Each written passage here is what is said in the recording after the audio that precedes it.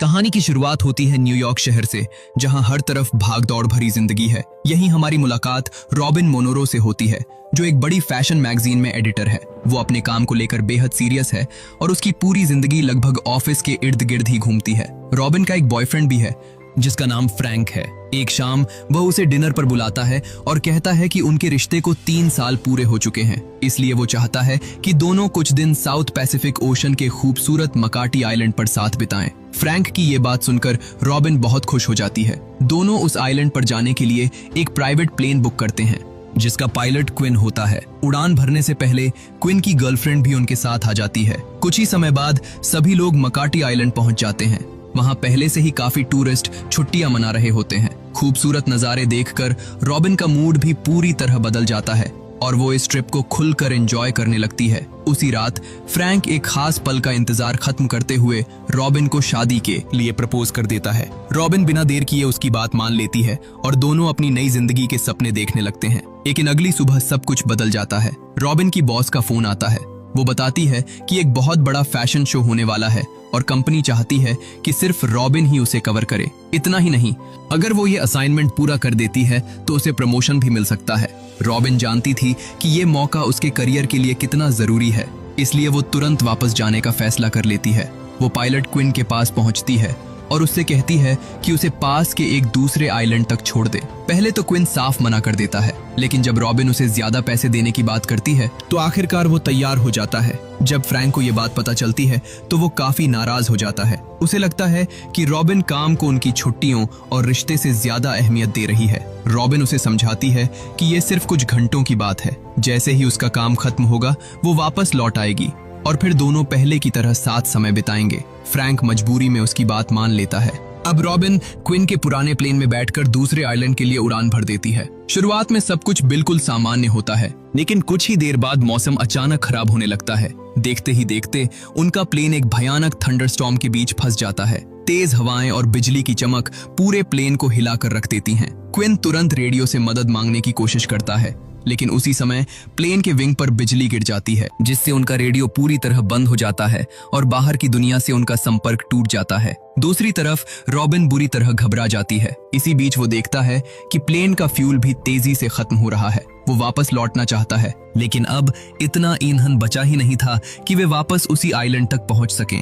मजबूरी में क्विन फैसला करता है कि सामने दिखाई दे रहे एक छोटे से आइलैंड पर इमरजेंसी लैंडिंग करनी होगी। उसके पास अब कोई दूसरा विकल्प नहीं बचा था। वो किसी तरह प्लेन को नीचे उतार तो देता है, लेकिन लैंडिंग के दौरान प्लेन एक बड़े पत्थर से टकरा जाता है। झटका इतना जोरदार होता है कि प्लेन पूरी तरह खराब हो जाता है। अगली सुबह जब तूफान शांत होता है तो क्विन प्लेन के पास बैठा नुकसान का जायजा ले रहा होता है। तभी रॉबिन को भी होश आता है और वो सबसे पहला सवाल यही पूछती है कि क्या प्लेन ठीक है। क्विन उसे सच बता देता है कि प्लेन का लैंडिंग गियर टूट चुका है और वो इसे ठीक नहीं कर सकता। अब उन्हें सिर्फ किसी रेस्क्यू टीम के आने का इंतजार करना होगा। ये सुनते ही रॉबिन गुस्से से भड़क उठती है। वो कहती है कि अगर वो उसे उसकी मंजिल तक नहीं पहुंचा सकता तो उसके पैसे वापस कर दे। क्विन भी अपना गुस्सा नहीं रोक पाता। वो रॉबिन के सामने ही पैसे फाड़ देता है और कहता है कि इस समय उनकी सबसे बड़ी समस्या पैसे नहीं बल्कि जिंदा बचना है। अब दोनों समझ जाते हैं कि अगर यहाँ से निकलना है तो पहले खुद को जिंदा रखना होगा। इसलिए वे एक सुरक्षित शेल्टर बनाने का फैसला करते हैं।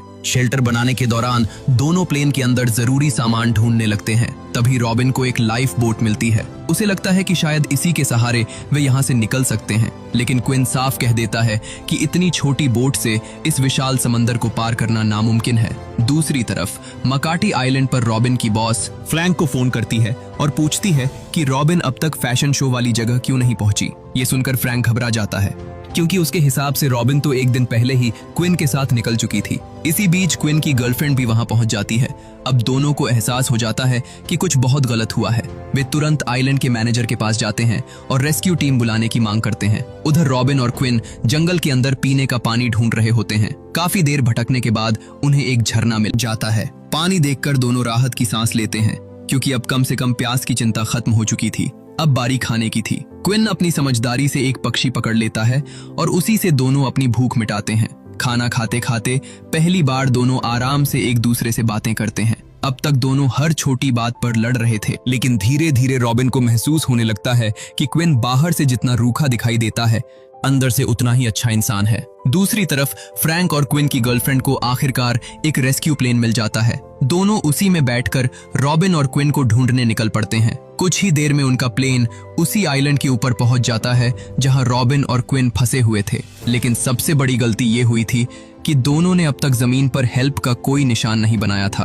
पिछली रात क्विन ने जरूरत से ज्यादा शराब पी ली थी, इसलिए जब रेस्क्यू प्लेन ऊपर से गुजर रहा होता है तब उसे उसकी आवाज तक सुनाई नहीं देती। सिर्फ रॉबिन ही इंजन की आवाज सुन पाती है। वो दौड़कर क्विन को उठाने की कोशिश करती है, लेकिन वो गहरी नींद में होता है। मजबूर होकर रॉबिन प्लेन में रखी फ्लेयर गन उठा लेती है। वो आसमान की तरफ फायर करती है, लेकिन घबराहट में उसका निशाना चूक जाता है। फ्लेयर पेड़ से टकरा जाती है और रेस्क्यू प्लेन बिना उन्हें देखे वहां से निकल जाता है। गोली की आवाज सुनकर क्विन जाग जाता है। जब उसे पता चलता है कि रॉबिन की एक गलती की वजह से बचाव दल वापस चला गया, तो वो गुस्से में उससे बहस करने लगता है। दोनों के बीच फिर से झगड़ा शुरू हो जाता है, लेकिन कुछ देर बाद दोनों समझ जाते हैं कि लड़ने से कुछ नहीं बदलेगा। उन्हें खुद ही यहाँ से निकलने का रास्ता ढूंढना होगा। रॉबिन के पास फोन तो था, लेकिन पूरे आइलैंड पर कहीं भी नेटवर्क नहीं था। इसलिए वे फैसला करते हैं कि उन्हें सामने दिखाई देने वाले ऊंचे पहाड़ पर चढ़ना चाहिए। शायद वहां से कोई रास्ता नजर आ जाए। दोनों पहाड़ चढ़ना शुरू करते हैं। रास्ता बेहद मुश्किल होता है। तभी अचानक रॉबिन के पैरों के नीचे की मिट्टी खिसक जाती है और वो नीचे गिरने लगती है, लेकिन ठीक समय पर क्विन उसका हाथ पकड़ लेता है और उसकी जान बचा लेता है। इसके बाद दोनों और भी संभलकर ऊपर की तरफ बढ़ते हैं। काफी मुश्किलों के बाद वे पहाड़ की चोटी पर पहुंच जाते हैं। वहां से चारों तरफ सिर्फ समंदर दिखाई देता है, लेकिन तभी दूर पानी में उन्हें एक बड़ी बोट नजर आती है। उम्मीद की नई किरण देखकर दोनों जल्दी जल्दी पहाड़ से नीचे उतरने लगते हैं। नीचे पहुंचते पहुंचते रात हो जाती है, लेकिन अब वे एक पल भी उस आइलैंड पर रुकना नहीं चाहते। वे प्लेन से मिली लाइफ बोट लेकर समंदर में उतर जाते हैं। पूरी रात दोनों उसी छोटी सी बोट को चलाते रहते हैं और अगली सुबह आखिरकार उस बड़े जहाज के करीब पहुंच जाते हैं। पहले तो दोनों बहुत खुश होते हैं।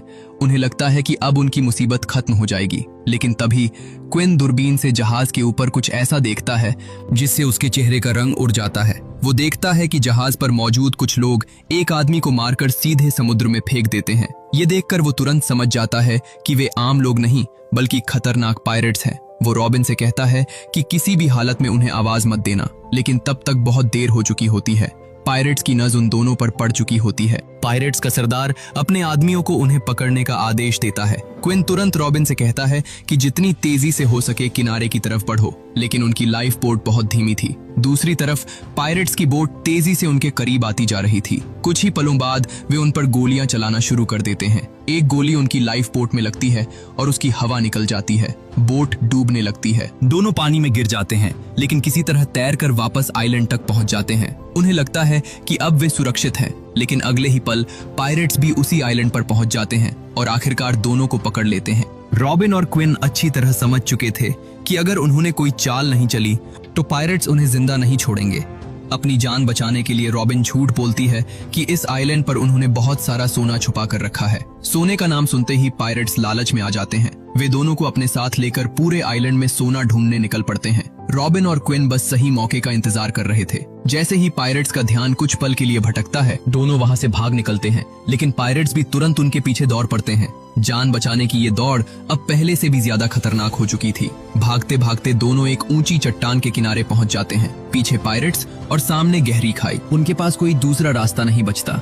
मजबूरी में दोनों वहीं से छलांग लगा देते हैं। किस्मत से दोनों बच जाते हैं, लेकिन खतरा अभी टला नहीं था। पायरेट्स लगातार उनका पीछा कर रहे थे। दोनों जंगल के अंदर छिपते छिपाते आगे बढ़ते रहते हैं। इसी दौरान क्विन की नजर पेड़ों के ऊपर फंसे एक पुराने वर्ल्ड वॉर 2 के प्लेन पर पड़ती है। उसे उम्मीद होती है कि शायद इस प्लेन से उन्हें यहाँ से निकलने का कोई रास्ता मिल जाए, लेकिन रात हो चुकी थी, इसलिए दोनों वहीं रुक जाते हैं। इसी दौरान रॉबिन पहली बार दिल से क्विन का शुक्रिया अदा करती है और कहती है कि अगर वो साथ न होता तो शायद वो अब तक जिंदा भी न होती। अगली सुबह क्विन उस पुराने प्लेन के कुछ हिस्से नीचे उतार लेता है, फिर एक राफ्ट बनाकर उन्हें पानी के रास्ते अपने क्रैश हुए प्लेन तक ले आता है। रास्ते में वो कुछ लकड़ियां भी साथ ले लेता है। अब उसका पूरा ध्यान सिर्फ एक चीज पर था, किसी भी तरह अपने प्लेन को दोबारा उड़ाने लायक बनाना। वो घंटों मेहनत करके प्लेन को इस तरह मॉडिफाई करता है कि अब वो पानी से भी टेक ऑफ कर सके। आखिरकार प्लेन तैयार हो जाता है। दोनों वहां से निकलने ही वाले होते हैं कि तभी पायरेट्स एक बार फिर उन्हें देख लेते हैं। वे बिना देर किए उन पर गोलियां चलाना शुरू कर देते हैं। गोलियों की बौछार में क्विन घायल हो जाता है। रॉबिन घबरा कर कहती है कि उन्हें वापस जंगल में छिप जाना चाहिए, लेकिन क्विन साफ कह देता है कि अगर आज मौका गवा दिया तो शायद फिर कभी यहाँ से जिंदा नहीं निकल पाएंगे। दोनों तुरंत प्लेन में बैठते हैं और क्विन किसी तरह उसे पानी से टेक ऑफ करा देता है। उसी वक्त पायरेट्स उनकी तरफ तोप का गोला दागते हैं, लेकिन किस्मत इस बार रॉबिन और क्विन के साथ होती है। गोला उनके प्लेन की बजाय पायरेट की अपनी बोट पर गिर जाता है। जोरदार धमाके के साथ उनकी बोट उड़ जाती है और बचे हुए पायरेट्स पानी में कूदकर अपनी जान बचाते हैं। अब दोनों आखिरकार उस खतरनाक आइलैंड से निकल चुके थे, लेकिन क्विन की हालत लगातार बिगड़ रही थी। ज्यादा खून बहने की वजह से वो रॉबिन से कहता है कि अब प्लेन उसे उड़ाना होगा। वो रॉबिन को जल्दी जल्दी प्लेन उड़ाने की जरूरी बातें समझाता है। इसके बाद उसकी आंखें बंद होने लगती हैं और वो बेहोश हो जाता है। दूसरी तरफ आइलैंड पर सब लोग मान चुके होते हैं कि रॉबिन और क्विन अब इस दुनिया में नहीं रहे। उनकी याद में शोक सभा तक रखी जाती है। तभी अचानक आसमान में एक प्लेन दिखाई देता है। सबकी नजर ऊपर उठती है और सभी हैरान रह जाते हैं। वो क्विन का ही प्लेन था जिसे इस वक्त रॉबिन उड़ा रही थी। रॉबिन किसी तरह प्लेन को पानी पर लैंड करा देती है। लैंडिंग बिल्कुल परफेक्ट नहीं होती, लेकिन सबसे जरूरी बात ये थी कि दोनों जिंदा वापस लौट आए थे। इसके बाद घायल क्विन को अस्पताल में भर्ती कराया जाता है। कुछ समय बाद रॉबिन उससे मिलने आती है। क्विन समझ चुका था कि रॉबिन अब उससे प्यार करने लगी है, लेकिन फिर भी वो कहता है कि उसे उससे कहीं बेहतर इंसान मिल सकता है। उधर जिस दौरान रॉबिन और क्विन आइलैंड पर फंसे हुए थे, उसी दौरान फ्रैंक और क्विन की गर्लफ्रेंड एक दूसरे के काफी करीब आ चुके थे। इसके बावजूद फ्रैंक अब भी रॉबिन से शादी करना चाहता था, लेकिन रॉबिन उसके पास जाकर साफ कह देती है कि अब उसे लगता है उसका दिल किसी और के लिए धड़कता है। ये सुनकर फ्रैंक नाराज हो जाता है। वो गुस्से में कहता है कि अगर ऐसा है तो वो भी क्विन की गर्लफ्रेंड को पसंद करने लगा था, लेकिन उसने रॉबिन के लिए उसे छोड़ दिया। यहीं रॉबिन को समझ आ जाता है कि उसके गायब रहने के दौरान फ्रैंक और क्विन की गर्लफ्रेंड के बीच काफी कुछ बदल चुका था। उसी पल वो फैसला कर लेती है कि अब वो फ्रैंक से शादी नहीं करेगी। दूसरी तरफ क्विन को भी एहसास हो चुका था कि वो रॉबिन से प्यार करने लगा है। वो भागता हुआ एयरपोर्ट पहुंचता है, लेकिन वहां पहुंचकर देखता है कि प्लेन उड़ चुका है। उसे लगता है कि वो बहुत देर कर चुका है। तभी पीछे से किसी की आवाज आती है। वो मुड़कर देखता है तो सामने रॉबिन खड़ी होती है। असल में रॉबिन ने आखिरी वक्त पर फ्रैंक के साथ जाने से मना कर दिया था और प्लेन से उतर गई थी। अगले ही पल वो दौड़कर क्विन को गले लगा लेती है। क्विन भी अपने दिल की बात कह देता है। अब दोनों समझ चुके थे कि उनकी जिंदगी की सबसे बड़ी मुसीबत ही उन्हें एक दूसरे के सबसे करीब ले आई थी। और इसी खूबसूरत पल के साथ ये फिल्म और इसकी कहानी यहीं खत्म हो जाती है। अगर आपको ये मूवी एक्सप्लेनेशन पसंद आई हो तो वीडियो को लाइक जरूर करें। अगर आप पहली बार चैनल पर आए हैं तो सब्सक्राइब करके बेल आइकॉन भी दबा दीजिए, ताकि ऐसी ही शानदार मूवी एक्सप्लेनेशन सबसे पहले आपको मिलती रहे। और कमेंट करके जरूर बताइए, अगर आप रॉबिन की जगह होते